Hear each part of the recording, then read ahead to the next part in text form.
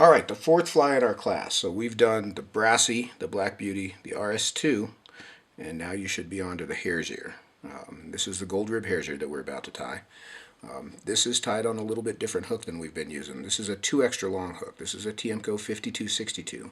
So its shank is equal to 2 hook gaps plus about 2 eye lengths. So it's a little bit longer.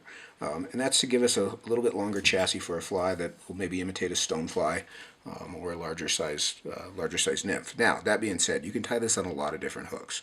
The hare's ear is the basis for a lot of different flies. A bar emerger is basically tied with the same techniques. As different as that fly is, it's got a tail, an abdomen, a wingcase, and a thorax. We're going to have a rib on this. It's got all the pieces of a basic mayfly profile, and even stonefly profile for that matter. So it's a good fly to learn to sort of branch out into understanding all the pieces of a fly. So I'm going to start with some 6/0 Danville. Get that up there. That's Danville Flymaster 6/0 70 denier in a tan color. And that's the same thread you'll use on the elk hair caddis later. So I'm going to start this thread at about the 75% point on the hook. And I'm going to dress the hook all the way back to the bend. And on this hook particularly, when I'm at the bend, my thread hangs even with the point on the barb. So you can see I've just made a layer of thread down the hook shank all the way back to the point on the barb. So my thread hangs right there. And for the tail, traditionally on a hare's ear, the tail is made from the fur from the ear of a hare's mask. So here's a hare's mask, and there's the ear. I'll hold it up nice and close, and you can see how short that hair is. It's a pain in the neck to work with. I don't make my tails out of that. So what I'm going to use instead, in this case, this is a Coq de Leon hen saddle feather, but a regular India hen saddle feather will work just fine for this. And I've stripped all the fluff off this feather, off the bottom end, so I've just got this pretty mottled stuff. And we want a brown, natural brown, mottled hen saddle. And I'm going to take a clump of these fibers, a few little loose fibers here. I'm going to take a clump of these fibers that's about, I guess maybe a gap and a half if I hold it out like that. It's just a small clump, but what I want to do is I want to hold it out and pull it out from the stem so that their tips become even. See how those tips are now square?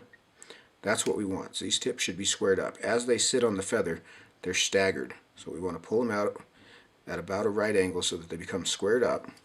And then I'll grab that clump of fibers and I'll pull the feather away. So I just have the fibers in my fingers. And I'll kind of just pinch that down into a little clump, like so. So I'm now going to take this clump for the tail, and here's how you do your measurements. So people say, how do you just take a clump of fibers and hold it up there and it's always the right length? It's not. What I'll do here to do this measurement, you can see how these are long. That's a whole shank length long. What I want the measurement for the tail to be is about a half shank. So you can see how I'll roll my fingers down until that's about a half shank length long. So I'm just opening and closing my fingers. So once I get it to about a half shank length long, I'll butt my other fingers up against there at that point, and I've got it pre-measured in my fingertips. So to tie this in, I'm going to lay this right flat down on the hook, maybe just slightly to my near side, and I'm going to come over it with a soft turn. And I'm exaggerating how soft that is. You can see I've got some slack in the thread, and then as I tighten the thread, it'll pull those fibers to the top of the hook. So I've got that little clump anchored right on top of the hook. It shouldn't be on the side. You get a few turns on it, and I'll turn it here. You can see that's right on top of the hook, about a half shank long. Now I'm going to wrap forward over these butt ends, back up to about that 75% point, and then I'll trim those stub ends out. So now I'm going to take a piece of gold wire, and this is small sized gold UTC wire, and mine's a mess. I like to keep it like that. If you've watched some of the other videos, you know that's how people know you're not messing around. When your spool gets like that, sometimes you just have to make an end. So I'm going to break out about a 6-inch long section of that small gold UTC wire. And I'm going to tie it in like we did the wire on the brassy. I'll put it in that right angle. And I'll catch it there at the 75% point, pull it down to length. I'm going to wrap back over it along my near side, all the way back to the base of the tail. And I'll anchor that wire down there tightly.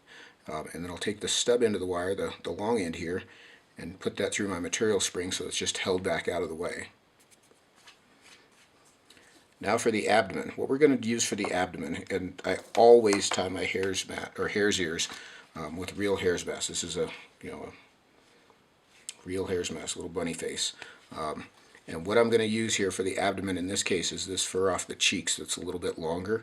And I've got a mask here that I've already cut up. I'll show you here in a minute how to go through and mix this up into dubbing. But I'm not going to use the dark stuff out of the center. I'm going to use the lighter stuff on the edges of the mask. So I'm going to get just a little dubbing wax on my fingers. I'm going to grab my clump of the cheek dubbing here. And I want it fairly loose here. And I'll draw out a bit of thread. And so this is the first dubbing we've used that's not super fine. So this cheek dubbing is a little bit longer than the stuff that'll come from the pole, the darker stuff in the center of the mask. So it's really applied in the same method. You can see I'm just working from top to bottom. And I'm building a little, I'm tying a bigger fly. I'm tying a size 14 here. So I'm going to build up a little bit more dubbing on the thread. One of the forgiving things about hare's mask dubbing is it is easier to take off if you get too much on there, but I just realized I'm going to run into my camera, so I'm going to shorten this up a bit. You shouldn't double that up like that, but I got to.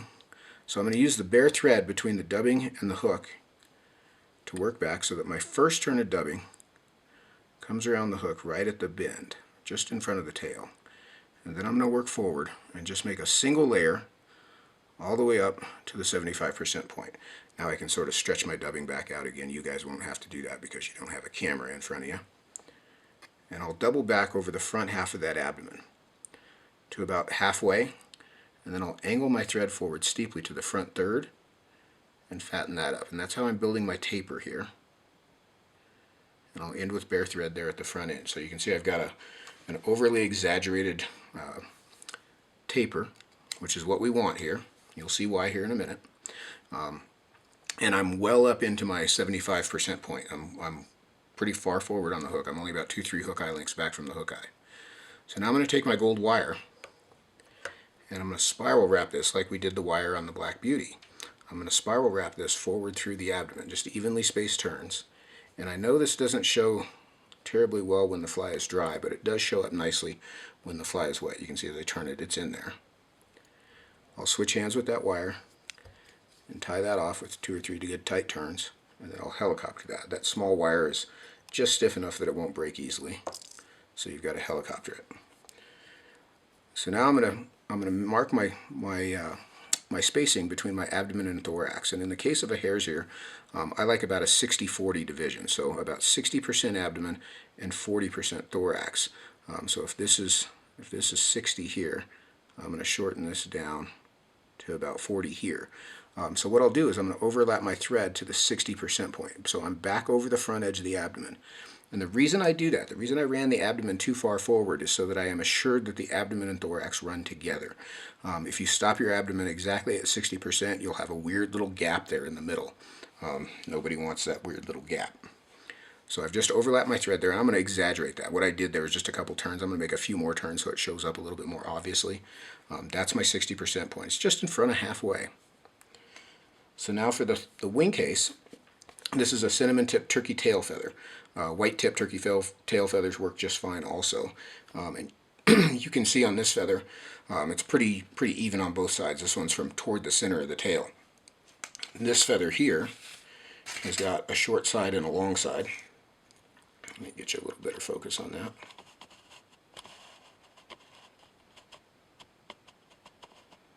It's got a short side and a long side. Don't use the short side. The short side's not really terribly usable. It's pretty thick down here toward the base. So we're just going to use the long side. So let's get back in on our fly here.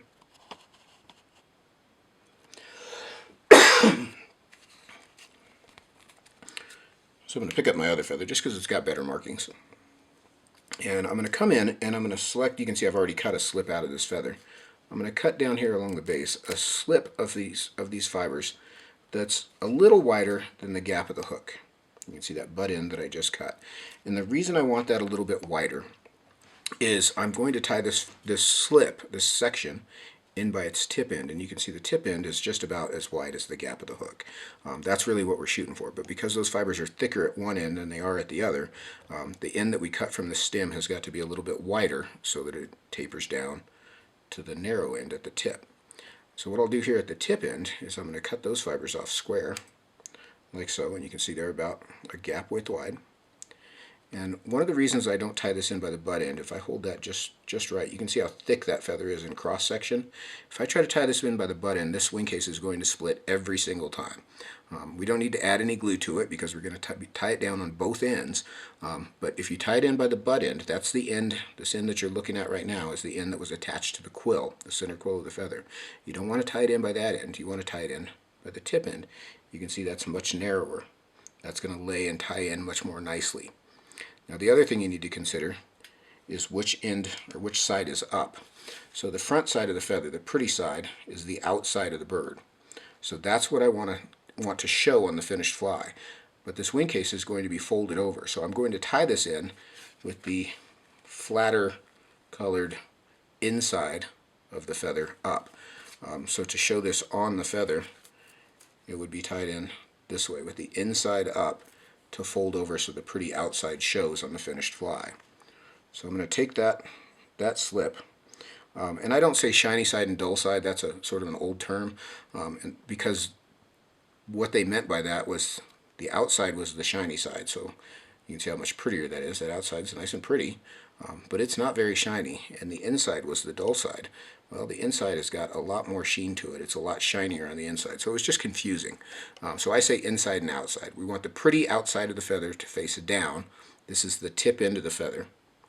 And I'm going to take this and lay it in so these stub ends here are just behind the hook eye. They don't have to be flushed down to the thread, and I don't want them past the hook eye, just behind the hook eye. And I'll put my thumb down on top of them, and I'll place my other thumb down on top of them, just to hold them in place flat on top of the hook. My thread's hanging at my 60-40 point. I'm going to come around with a soft turn and anchor that in place. And then I can wrap down over those butts. And this doesn't have to be pretty in here. We're going to have a chance to cover all this up. But we want that wing case up on top in a flat sheet. Note we still got our index point up here.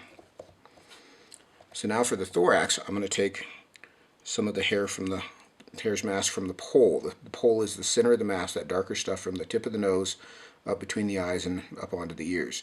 And it's much shorter and coarser, and is much more buggy than any prepackaged dubbing that you can buy. So I'm going to take and start to dub some of this on, and really the biggest difference between these short coarse dubbings and long superfine dubbing is the rate at which you can move your left hand with the distribution. So I have to go slightly more overlapping with the twists in order to keep the dubbing all melded together. I'm going to work all the way down to the end there. And again, hopefully I'm not going to run into my camera too much. We've got a bit of a taper here coming down from the base of the wing case down to the hook eye. And anytime we've got a taper, what we want to do is we want to start dubbing from the front end. So we want to be on the downhill side of this shape, just behind our index point. I've got to work around this camera. So I'm going to dub from the front up to the base of the wing case.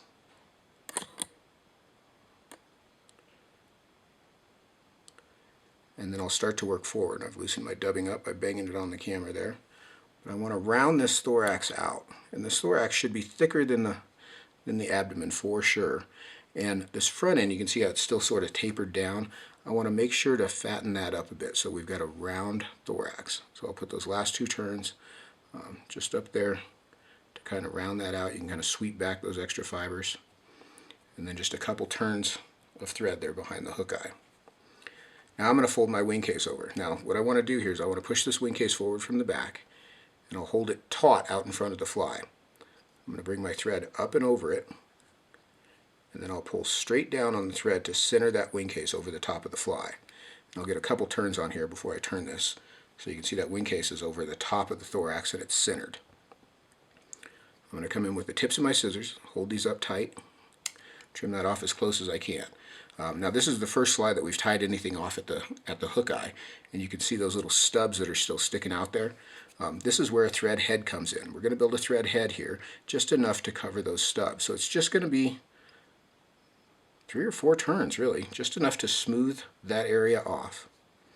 And then I'll come in with my whip finish. Now keep in mind, anytime you build a thread head, you've still got a whip finish to go over the top of it. So you don't want to get carried away with the thread head and then build a big whip finish on top of it. So just 3 to 5 turns here.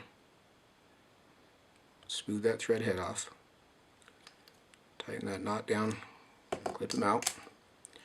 And then I like to pick the thorax out a bit. And you can use a dubbing brush to do that. And what I typically do is I just pick from the center out to the sides of the thorax to sort of imitate legs. I don't really pick the whole fly.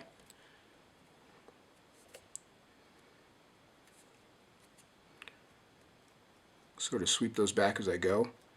Now if you don't have a dubbing brush, you can use a piece of Velcro. This is just the hook side of Velcro that I've got here. You can use this to do that same job. Dubbing brush is a little more accurate, little easier to control. We'll get all that extra fluff out of there.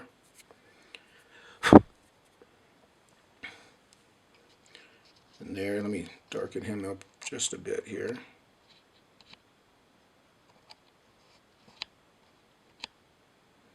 There we go.